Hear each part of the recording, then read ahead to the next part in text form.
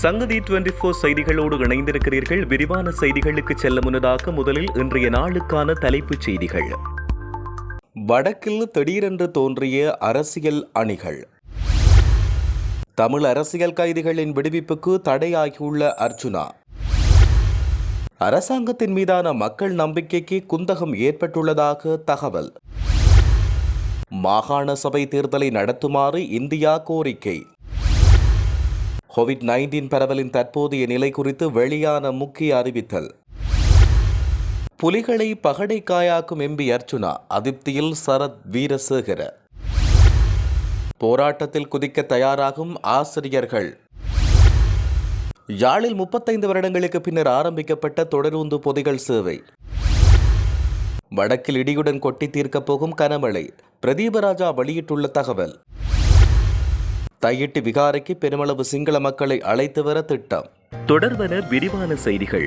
எந்த கட்சிக்கு கூடுதலான ஆசனங்கள் இருக்கிறதோ அந்த கட்சிக்கு ஆதரவளிப்போம் என்று கூறியவர்கள் திடீரென கட்சி என்ற சொல்பதத்தை தவிர்த்து அணி என சொல்லத் தொடங்கினார்கள் என இலங்கை தமிழரசு கட்சியின் பதில் பொதுச் செயலாளர் எம். ஏ. சுமந்திரன் சுட்டிக்காட்டினார். தமிழரசு கட்சியின் உள்ளூராட்சி சபை உறுப்பினர்களின் சத்தியப்பிரமாண நிகழ்வு யாழ்ப்பாணம் நல்லூர் இளங்கலைஞர் மண்டபத்தில் நடைபெற்றது. அதன்போது அவர் அவ்வாறு தெரிவித்தார்.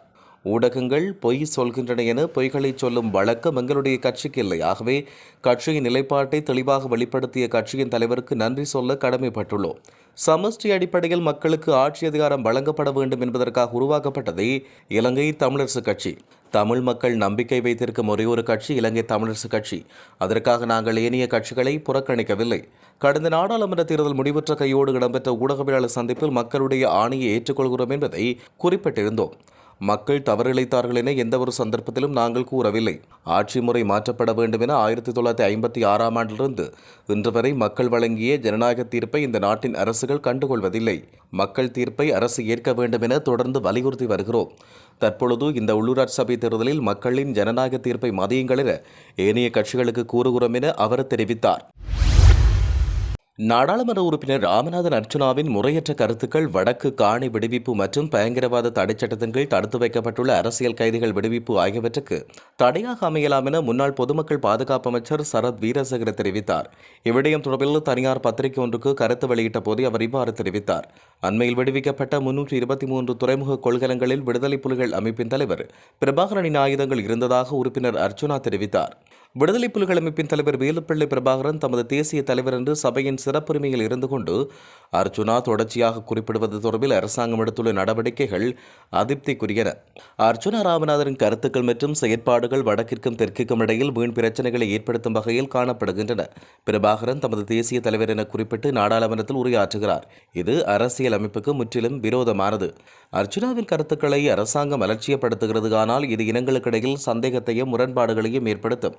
323 கொள்கலங்களில் பிரபாகரனின் ஆயுதங்கள் நாட்டுக்கு கொண்டுவரப்பட்டுள்ளதாகவும் தமிழ் டயஸ்போராக்களிடமிருந்து ஜனாதிபதி அனுரகுமார் திசாநாயக்க நிதி பெற்றுக் கொண்டுள்ளதாகவும் குறிப்பிட்டார். இதன் உண்மைத்தன்மை என்னவென்பதை அரசாங்கம் நாட்டு மக்களுக்கு வெளிப்படுத்த வேண்டும் என அவர் குறிப்பிட்டார். அரசாங்கம் மீதான மக்களின் நம்பிக்கைக்கு குந்தகம் ஏற்பட்டுள்ளதாக கோட்டை ஸ்ரீ கல்யாணி ஜமாக்ரி தர்ம மகாசங்க சபையின் அனுநாயக்க பேராசிரியர் கொட்டாபெட்டியே ராகில் தேரர் தெரிவித்தார். பிரதமர் கரணி அமரசூரிய பங்கேற்ற நிகழ்வொன்றில் கலந்து கொண்ட போதே அவர் இவ்வாறு தெரிவித்தார். அரசியல் கட்சிகளின் குறிப்பாக அவர்களின் செயற்பாடுகளால் மக்கள் விரக்தி அடைந்துள்ளதாகவும் அந்த விரக்தியின் காரணமாக தேசிய மக்கள் சக்திக்கு மக்கள் ஆட்சி அதிகாரம் வழங்கியதாகவும் தெரிவித்தார். தேசிய மக்கள் சக்தி மீதான நம்பிக்கையின் காரணமாக மக்கள் கட்சிக்கு வாக்களித்தார்கள் என்றும் அவர் தெரிவித்தார். ஆட்சி வழங்கப்பட்ட சில மாதங்கள் கடந்துள்ள நிலையில் மக்களின் நம்பிக்கைக்கு பாதிப்பு ஏற்பட்டுள்ளதாகவும் அவர் இதன்போது தெரிவித்தார். இலங்கையில் மாகாண சபை தேர்தலை நடத்துமாறு இந்திய அரசாங்கம் கோரிக்கை விடுத்துள்ளது. மிக விரைவில் மாகாண சபை தேர்தலை நடத்துமாறு இந்திய பிரதமர் நரேந்திர மோடி அரசாங்கத்திடம் கோரிக்கை விடுத்துள்ளதாக தெரிவிக்கப்படுகிறது. நாட்டில் மாகாண சபை தேர்தல்கள் துரித கதியில் நடத்தப்பட வேண்டும் என இந்தியா விரும்புவதாக தெரிவிக்கப்பட்டுள்ளது. மேலும் மாகாண சபை தேர்தல்களை துரித கதியில் நடத்துமாறு கோரி எதிர்க்கட்சிகள் போராட்டங்களை முன்னெடுக்க உள்ளதாக தெரிய வந்துள்ளது. கோவிட்-19 பரவல் குறித்து வீண் அச்சம் கொள்ள தேவையில்லை என சுகாதார அமைச்சு பொதுமக்களை வலியுறுத்தியுள்ளது. சுகாதார அமைச்சின் தொற்று நோயல் பிரிவின் வைத்திய நிபுணர் அதுல லியனபத்ரன இதனை தெரிவித்தார்.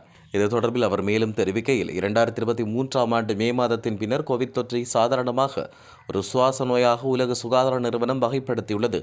அத்துடன் தற்போது பரவி வரும் கோவிட்-19 திரிவுகளுக்கு கடுமையான நோய் நிலைமைகளை ஏற்படுத்தக்கூடிய இயலுமைகள் கிடையாதென்றும் கூறப்படுகிறது. நாடாளுமன்ற உறுப்பினர் அர்ச்சுனா நாடாளுமன்ற சிறப்புரிமையில் இருந்து கொண்டு விடுதலை புலிகளின் தலைவரை தமது தேசிய தலைவர் என்று தொடர்ச்சியாக குறிப்பிடுவது தொடர்பில் அரசாங்கம் எடுத்துள்ள நடவடிக்கைகள் அதிருப்தி அளிப்பதாக முன்னாள் பொதுமக்கள் பாதுகாப்பு அமைச்சர் சரத் வீரசேகர தெரிவித்தார். குறிப்பாக ராமநாதன் அர்ச்சுனா விடுதலை புலிகள் அமைப்பை தன்னுடைய குறுகிய அரசியல் நோக்கத்துக்காகவும் பிரபலிக்கத்துக்காகவும் பயன்படுத்திக் கொள்கின்றார் என்றும் அவர் சுட்டிக்காட்டினார். குறிப்பாக இதன் உண்மைத்தன்மை என்ன என்பதை அரசாங்கம் நாட்டு மக்களுக்கு விரைவில் வெளிப்படுத்த வேண்டும். நாடாளுமன்ற சிறப்புரிமையில் இருந்து கொண்டு விரும்பிய அனைத்தையும் அவர் குறிப்பிட முடியாது.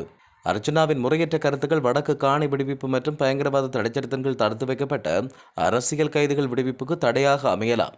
எனவே விடுதலை புலிகளின் அமைப்பை இவர் தன்னுடைய குறுகிய அரசியல் நோக்கத்துக்காகவும் பிரபலத்துக்காகவும் பயன்படுத்திக் கொள்வது தெளிவாக விளங்குவதாக அவர் மேலும் சுட்டிக்காட்டியுள்ளார். தனியார் பல்கலைக்கழகங்களில் கல்வி இளங்கலை பட்டம் பெற்ற ஏராளமானோருக்கு முறைமை இல்லாமல் அரசாங்கம் ஆசிரியர் நியமனங்களை வழங்கி வருவதாக ஆசிரியர் மற்றும் அதிபர்கள் குற்றம் சாட்டியுள்ளனர். கொழும்பில் இடம்பெற்ற செய்தியாளர் சந்திப்பில் கலந்து கொண்டு உரையாற்றிய இலங்கை ஆசிரியர் சங்கத்தின் பொதுச் செயலாளர் ஜோசப் ஸ்டாலின் இதை தெரிவித்தார். குறித்த நியமனங்கள் தொடர்பில் அரசாங்கம் தன்னுடைய நிலைப்பாட்டை தெரிவிக்க வேண்டும் என்றும் இது தொடர்பில் அரசாங்கம் உரிய நடவடிக்கை எடுக்காத பட்சத்தில் தொழிற்சங்க நடவடிக்கையை முன்னெடுக்க உள்ளதாக ஜோசப் ஸ்டாலின் தெரிவித்துள்ளார். கொழும்பிலிருந்து காங்கேசன்துறை வரையிலான தொடருந்து பொதிகள் சேவை 35 வருடங்களுக்கு பின்னர் நேற்று ஆரம்பித்து வைக்கப்பட்டுள்ளது.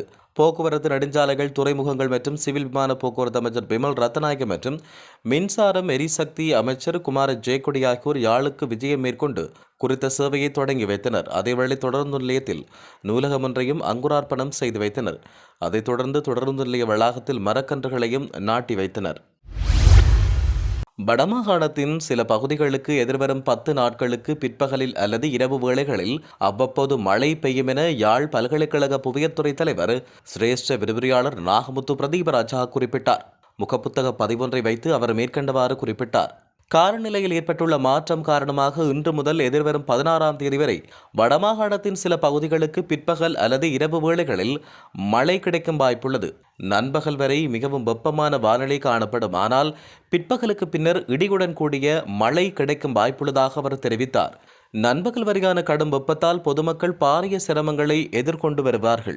இருப்பினும் மாலை நேரத்தில் மழை கிடைப்பதால் வெப்பம் தணியலாம் என எதிர்பார்க்கப்படுகிறது. இதேவேளை எதிர்வரும் 10ஆம் தேதி முதல் நாட்டின் தென்மேற்கு பகுதியில் மழை பெய்யும் என எதிர்பார்க்கப்படுவதோடு நாட்டைச் சூழவுள்ள கடல் பிராந்தியங்களில் அவ்வப்போது பலத்த காற்று வீசக்கூடும் என்றும் வளிமண்டலவியல் திணைக்களம் எதிர்ப்பு கூறியுள்ளது.